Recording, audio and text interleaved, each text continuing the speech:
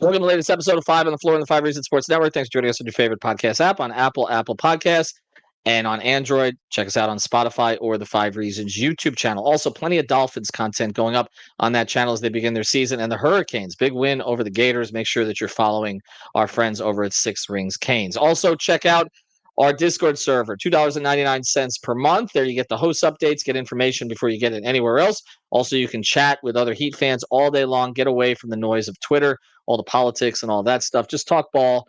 Join us over on Off the Floor. Link is right here in the description. Also, Prize Picks, legal again in the state of Florida, and they got a great new promo. Had a lot of people signing up for this.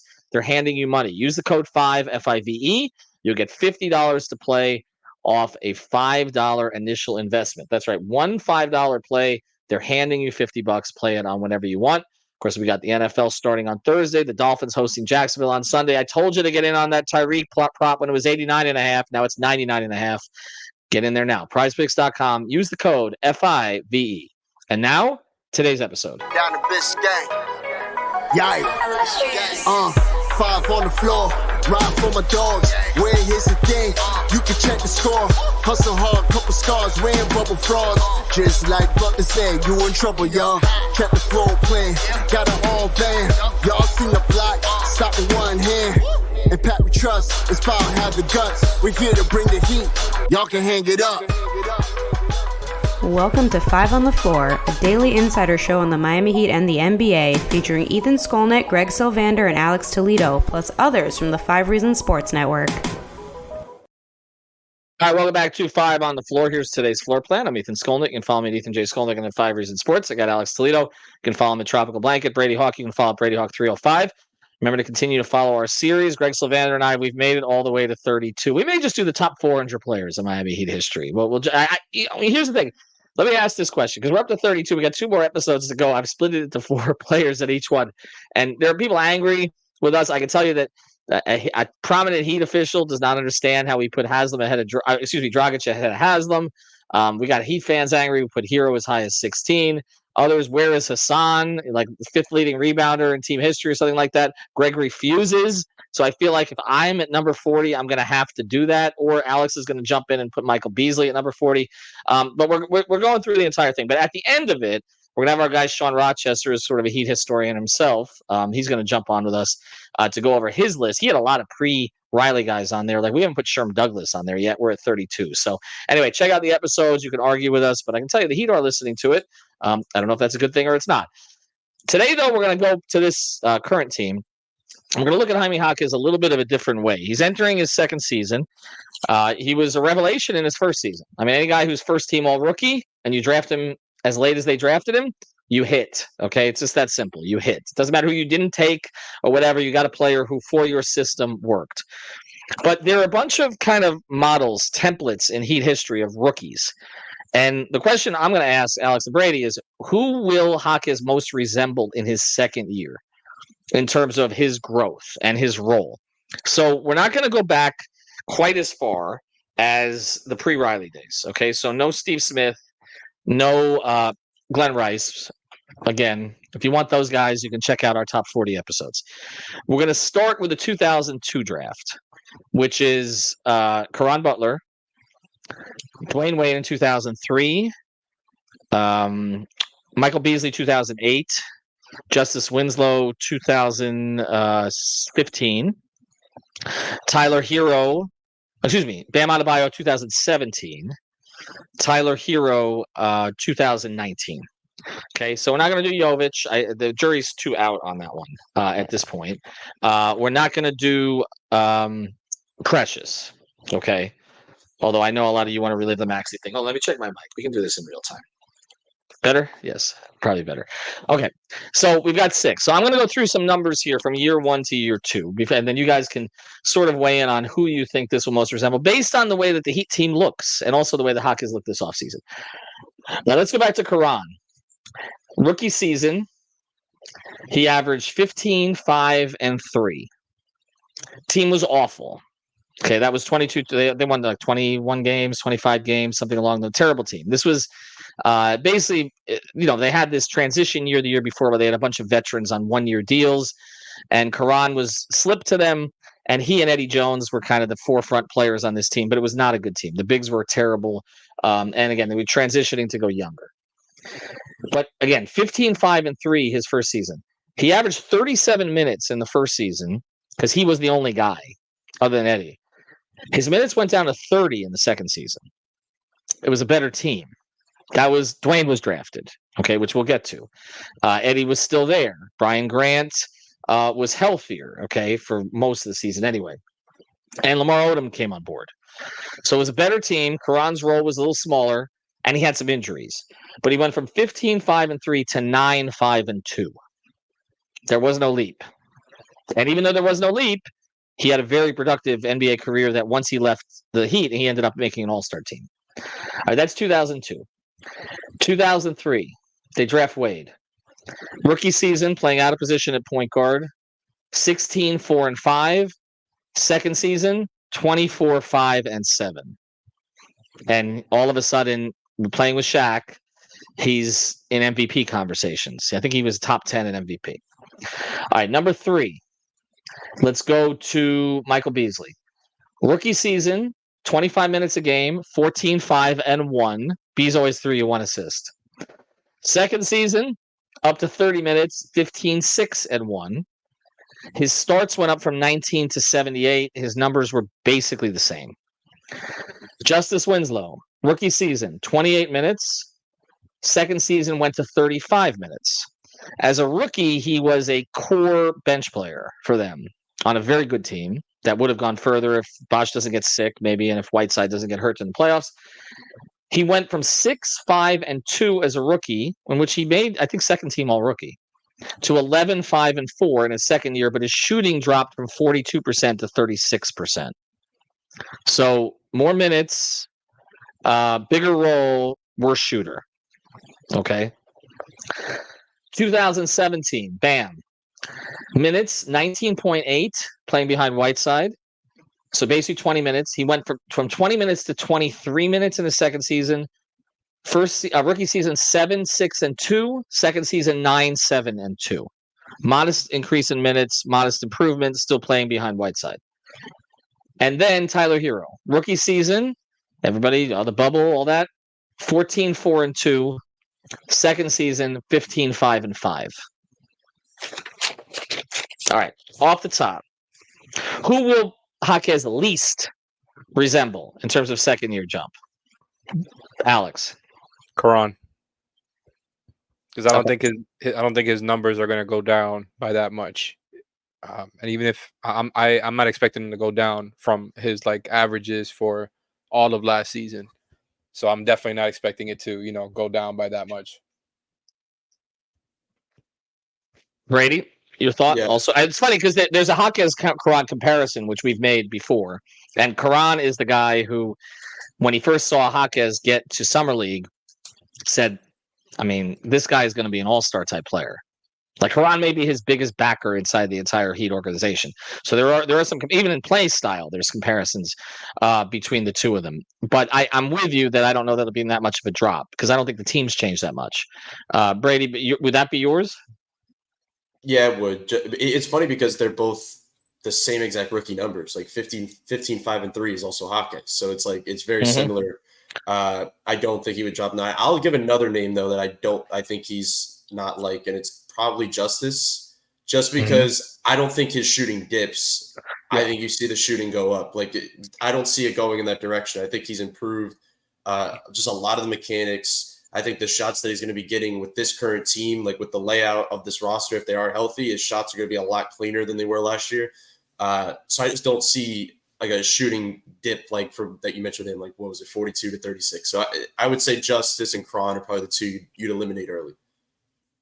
All right, well, I'm going to eliminate another one just to be fair here. I mean, it's not going to go up like Dwyane. No. Are we right? I mean, that would be awesome, but I don't think so. I mean, if it goes up like Dwyane, then you're talking about he's on the marquee here going forward. From 16-4-5 to 24-5. And everybody talks about Dwyane in the 2006 finals. The breakout was during the 04-05 season. That was the breakout. So I think just to be fair there, he's not going to be Dwyane. I'm with you on. I'll tell you what. If it turns out to be Caron, they've got a problem. Not that Caron didn't turn out to be a good player, but this team needs Jaquez's scoring more than that second-year team for Caron needed his. Yeah. Because, again, you had Dwyane come in, new player, Lamar come in. They were playing kind of a fast and free type style with Stan. They were playing about 8 guys consistently. He was letting them play through a lot of mistakes. He was making some mistakes as a rookie head coach, which he acknowledged. And Caron really, and this is one of the reasons we had an issue kind of how to rate Caron on the top 40 was because, I think people remember him because they were so excited about drafting him. He had a really, fun rookie season. They lost a lot, but then he really was not a huge contributor to that 03-04 team except specific games. He had a couple of big playoff games, but really Dwyane, Eddie, who gets forgotten there, Dwyane, Eddie, and Lamar kind of carried while Caron was getting healthy. As far as the Winslow thing, that's the interesting one to me because why do we think that Winslow's shooting fell off a cliff, Alex, when he started getting more reps? You talked about how he got more minutes in that second season, and without looking, I bet you that means he also got, of course, more 3-point attempts, and he was just flatly, a very inconsistent shooter. So I think that would be like the case for, and this is not how I feel, but the case for Jaime having a season a year or two like that would be if you don't believe that the shot is going to be better, right? If you think he's just going to kind of be more or less at the same level. So, and if that is the case, if you feel that way, then the case of, more volume, like we kind of expect him to take, and more minutes could lead to, like kind of the cons with 3-point shooting variance is that you could have a bad looking percentage, even though he's not a bad shooter. I that's not how I feel. I expect him to have a better 3-point shooting season just because I was really impressed with the way how fluid it looked, and the mechanics just looked a lot smoother in summer league. So I feel like that's stuff that can translate outside of just like babying guys who are just not as big as him, right? Because it has nothing to do with that. It's just about form and mechanics and how he gets to the shot, which is part of what frustrated me a little bit with the shot last year with him, was just some of the times he was taking kind of shots that I didn't feel necessarily were in his bag, things on the move, off balance.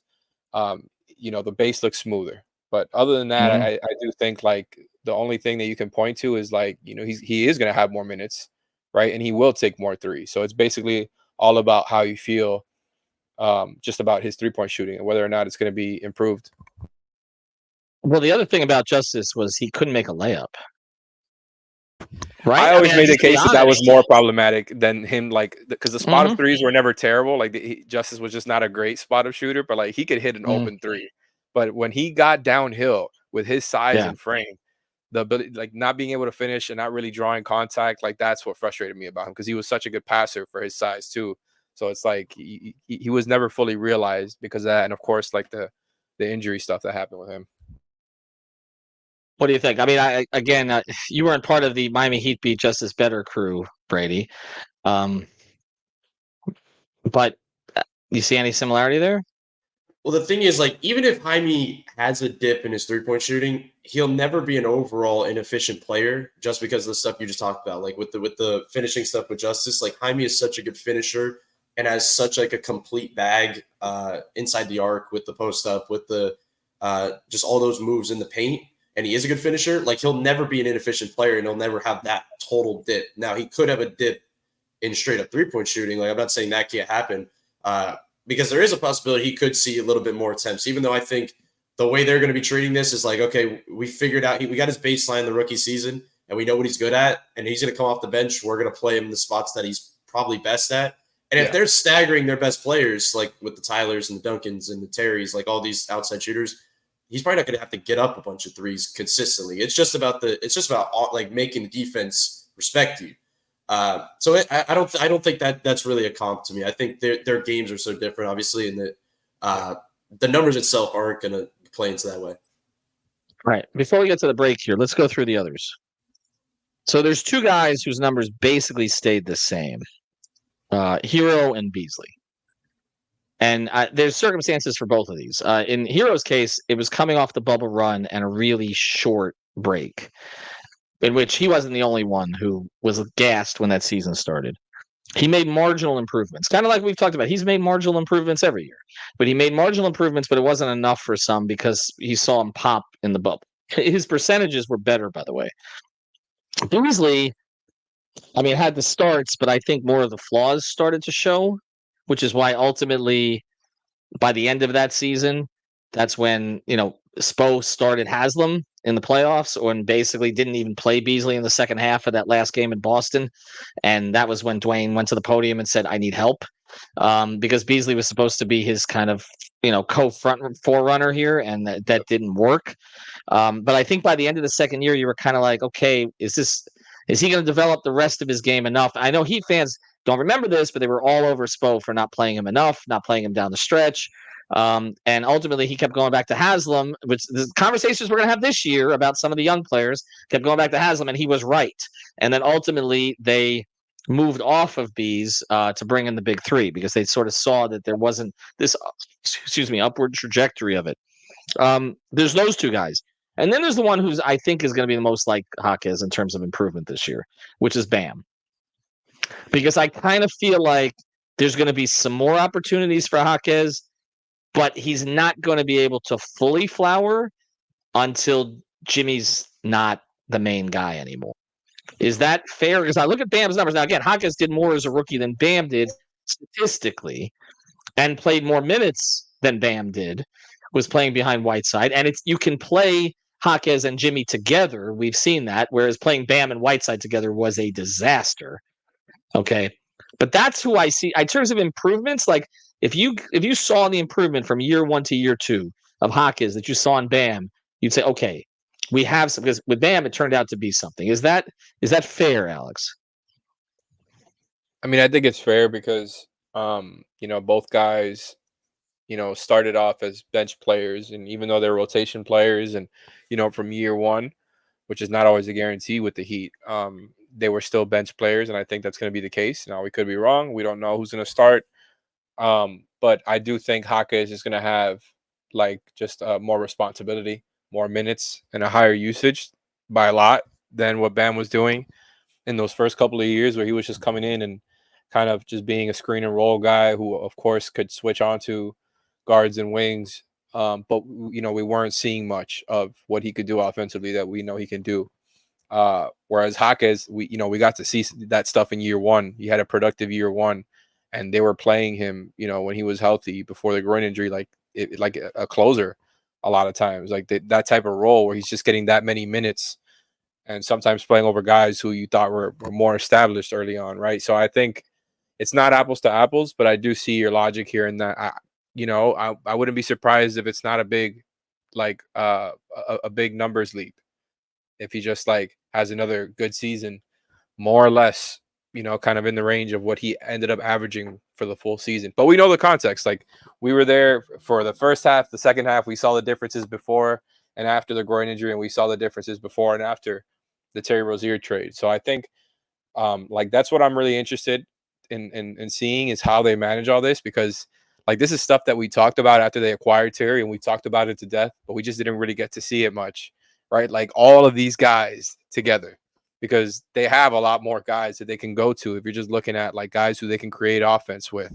So I'm really interested to see how they balance it out. And, if there's going to be a hierarchy, if they're going to commit to more a heavy ball movement system and go away from ISOs, I'm interested to see how they go about it, because they have more weapons now. I'm not saying, this is a championship team, but they've got more guys. And so, I think Jaquez is going to be one of the indicators of how they balance it, because he could be one of the guys who's, like you're saying, the numbers just don't go up very much because they've added another guy in Terry. And if you remember, it was also post groin injury, but after they added Terry, his numbers and usage kind of went down. So it was both things, but they need to figure out his role as far as in the middle of figuring out the balance with all these guys that they're going to try to give the ball to. Well, the difference too is Caleb's gone. So even though Terry's there, there's more minutes. So would you say, before I go to Brady on this, would you say it's more of a, would the comp be Hero for you then? Yeah, I think it's a pretty good one. Yeah. Brady, what do you think? I mean, would it be Hero? Would it be? I mean, or which one would you identify? I go. So I'm going to cheat the system because I know that this is all in second-year players. But to me, like Jaime isn't a player that feels like he's going into his second year. Like it feels a little bit different. He almost feels to me, just because he is older, like it is a third season. And that's kind of the point he's at. That I'm gonna stick with Alex, but not in the same context. It's a bold, but I think it's more Tyler going into his third year, and not in the same context of the numbers. Because I'm looking at Tyler's numbers that year, 15 to like almost 21 points per game. Like the context of it was he was going to get a ton of shots up. He had a specific role off the bench, and he had almost a 6 points per game jump. But in the context of what they're going to need from him, the energy that Tyler brought that third year when he won Sixth Man of the Year was one of the big reasons why they were so good that year. And I think just because of his energy and his production, that's why everybody pushes it to this day that they want him off the bench just because of that season. But I think in some ways they're going to look at Jaime to do some of that stuff. Not the same exact play style, but the stuff off the bench where they feature him. And I know there's a lot more guys, as I was just talking about, like they're going to have to, figure out ways to play all these guys. But just because they say they're going to be healthier doesn't mean they're going to just be completely healthier in the regular season. Like just because they say it doesn't mean it's going to happen. And Jaime's just a guy that I think if they could feature him off the bench, and let's just say Jimmy is playing more, it allows Jaime to play into his role where he doesn't have to keep filling in. He's in a role now. You mentioned, I think Caleb not being here makes it even easier for him because he doesn't have to have a guy that plays his exact style and plays in his spots. He's a little bit freer now. But just in the context of what Tyler did in that specific season, just being like the ball of energy that came off the bench, that like when he hit the scores table, the building goes crazy. Jaime's becoming a little bit of a fan favorite, and his energy and the stuff at the rim, the fast break stuff, the dunking, all this stuff combined, and just the fact that he has an absolute bag that it doesn't have to be everybody else setting things up for him. He can go get his. Like they can just put him in a spot and he can figure out a way to do it. So I'll say it's kind of similar to that. I'm not saying he's going to get Sixth Man of the Year, but he's going to be in that kind of Sixth Man of the Year type role for Miami. I think they're going to feature him a ton. I think he's a sneaky Sixth Man candidate if they're going to start Terry and Tyler. Like, if you can bet that on Better Edge, then go ahead and do that. Well, I went ahead and I won with Tyler that year. I'll say this, and we probably should make this a separate episode. But for those of you who've made it to the 22-minute mark of this one, I was told this weekend the Heat that there are two definite starters. So I just threw that on off the floor because I forgot to mention it before. Everyone else is competing. We're excited to see how it goes. There you go. I just want to make training camp a bloodbath again. That's what it should be. Well, look, I mean, when Hero got the starting job that year, remember, he was supposed to be competing with Oladipo, and that competition felt like it was over the first time that there was a quote. And there was, and it was funny because Tyler and Vic, I was there at the Bahamas, they were together all the time in the Bahamas. Like they had this friendship, but it was like there was supposed to be a competition that never happened. And it appears it's going to happen this time. All right, when we come back from the break, and I'm glad you mentioned the third year thing because typically the third year is the pop year. Typically. So if we're treating Jaquez like he's been in the league a couple of years, then yes, that would be it. I mean, typically Dwyane was unusual in that it was second year, but here's the other thing.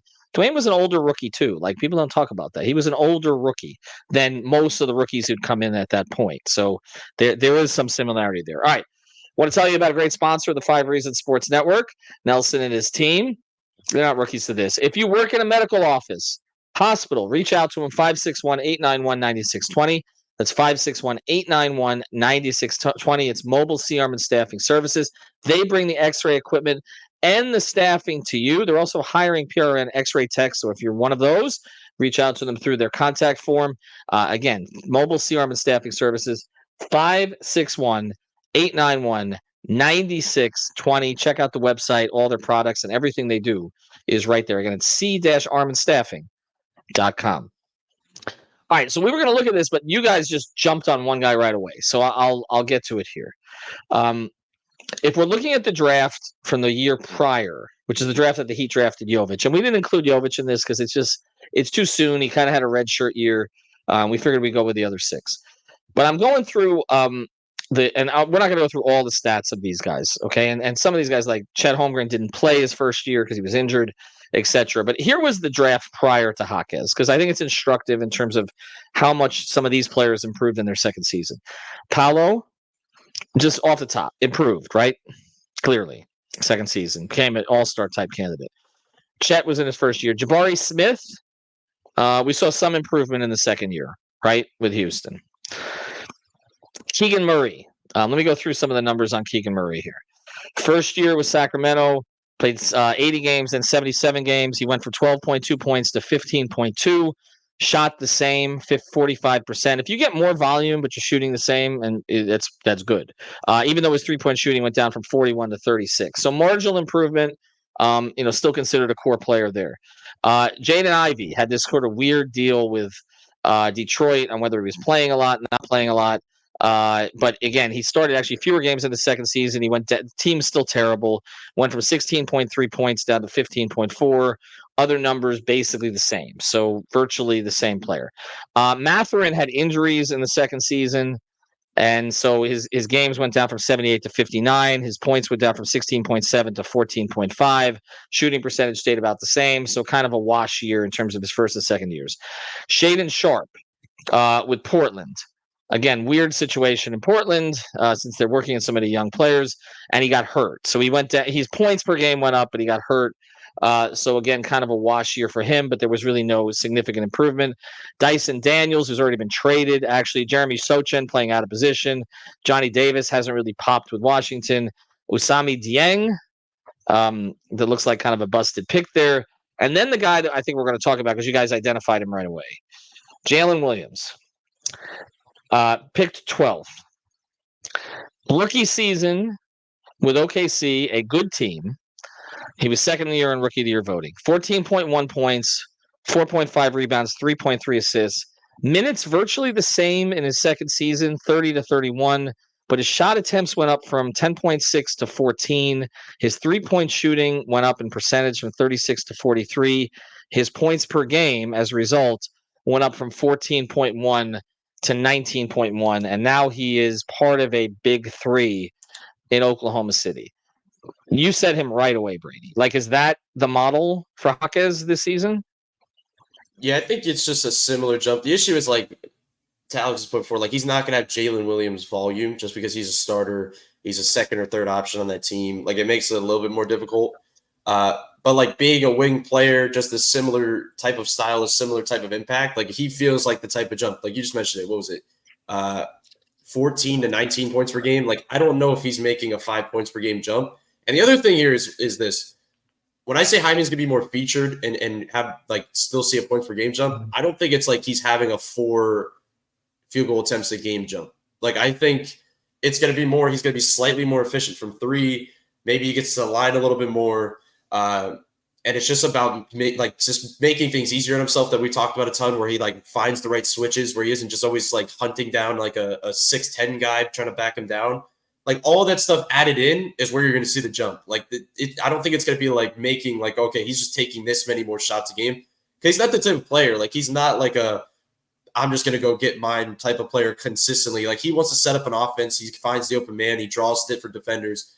But I think the Jalen Williams play style and the jump and just like even like the media around him, like the attention that Jalen Williams got heading into his second season, like it was partly because Thunder were winning and they were at the top of the West. But I think a lot of people just respected his game because those type of wing players just gain a lot of respect around the NBA. And Jaime's the same way. He got a ton of respect in his rookie season. I just think it's similar. I think he could play a similar role, especially if the three balls falling. The two things he talked about, the 3 balls falling, and if he's defending at a higher level, and I thought he was defending at a pretty decent level to start the last season before the injury, like there's a legit jump there. So that's why I'm saying, like, I don't know if the points per game will be the leading factor. I don't know if the award, him being in the 6th Man of the Year award, which it could happen, I don't know if that's going to be what it is. But I think his impact for this specific team and the energy that he'll provide, because as much as we talk about like they don't have a lot new, Terry's going to have to provide a lot of the energy because he's just the newest thing. He's like the shiny new toy to some degree because we didn't even get to see him in the playoffs. And Jaime. And Jovic as well, but it's different for a guy heading into his second season. So I think Jalen Williams is an interesting one, but I think the impact's going to be there off the bench. He's going to kind of be the energizer. Would that be? I mean, if he's Jalen Williams, I mean, they've got something. There's another guy here, Alex, that I looked at just because they have a lot of respect for each other. And I talked to this guy when he came in with Denver last year, which was Christian Braun, who has not put up the numbers that Jaquez has, but it was similar in the fact, and this is what I talked to him about, that he came in as an older rookie and made a contribution to a good team, in that case, a championship team, right away. And he didn't get the additional starts in his second season, so his points, he played all 82. His points went from 4.7 to 7.3. His shot attempts went from 4 to 6. Jaquez has already gone past that, but now he's probably going to be a starter in Denver because they've lost And he's KCP, probably going to have right? that jump this year. He's gonna have the pop. He's gonna, and then he's gonna be a most improved candidate probably because that's how it works. You end up getting the minutes and all that. But there's some similarity in their games in terms of the way that they approach things. They both played for big programs in college. Is there anybody else here? I'm looking at the rest of this list because there were some guys who really dipped in their second season. Actually, like I don't think Walker Kessler had quite the impact in his second year that he had in his first. He was drafted 22nd, right? Like some guys fall off, and then you had another guy like Andrew Nemhard, who was drafted 31st, who definitely popped this past season. Like that was, I mean, he became still playing behind Halliburton. And again, his numbers were like the same, 9.5 down to 9.2, but his shooting percentage went from 44 to 49. His 3-point percentage 35 to 36. And then he also but he was like the big production in the playoffs. Big production in the playoffs, and then also production in the Olympics too, where he played well for Canada off the bench. Honestly, he played in a different situation. He played more than Halliburton did. Who he plays behind in Indiana. Is there any other sort of anybody else before we close here that you think? Not really. Just because I think we mentioned the Jalen Williams one before the show started, and I mentioned that it feels like he's been in the league longer than 2 seasons, and so it's kind of similar to what Brady was talking about before, where like Jaime kind of has that value, I guess. It feels like he's like his game is one that it didn't feel like he had a rookie season, right? Even though he did, he hit a rookie wall there after the injury and all that, and the role kind of went down a little bit. His game feels very mature. The fact that he played, in the select team and stood out. We got to see him in summer league. Like it's felt like he's been in the league for a while already, and so I think they share that quality there. But other than that, I do think I'm completely with Brady when it comes to. I think he's gonna have like just a more consistent role as far as the bench unit. And maybe we're wrong here. Like who knows? Maybe the starting lineup is different than we think. The rotation is different than we think. But I feel the same way. I think it just makes too much sense. Like you have so much scoring upside with him. He's obviously good right now, and with the the roster, the way that you have it, like you just need to find a way to get more, right? Especially like if you don't think your defense is going to be like top 5, top 7, maybe it's still going to be top half, right? But if you don't expect it to be quite as good, and you want improvements in the offense, this is the type of stuff you got to do. And I think I'm anticipating that they will. I think he's going to have a bigger load, and it's going to be like Brady said. It doesn't mean he's taking a bunch more shots, but he's just going to have a more consistent, like role of what to expect, what type of plays are going to be run for him, who he's going to be playing with, how many minutes he's going to play, even though guys are going to be in and out like always. I think that having a consistent role is going to help him a lot, because I think that was part of what kind of hurt him last season. Was at the same time almost as the groin stuff was his role got changed with the Terry thing. They're going to have a training camp to figure it out. They're going to have a whole season to figure it out.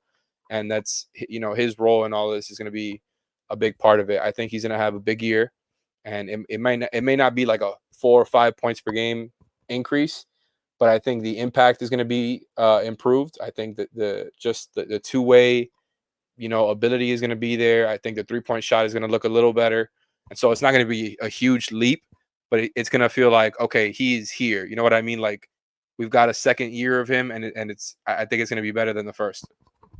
Yeah, and the big question will be if the other guy is here the year after this, because that changes the entire dynamic here. If Jimmy's not here beyond this season, in part, it may be because there's an expectation that Jaquez can take some of that role. So we'll see what he's ready for this season. All right, thanks to our sponsors, c-armandstaffing.com. Prize Picks, use the code 5, FIVE, and we'll probably podcast on that there are only 2 guaranteed starters thing. Have a good one, everybody. Thank you for listening to the 5 on the Floor on the 5 Reasons Sports Network. After all, someone needs to listen to my dad.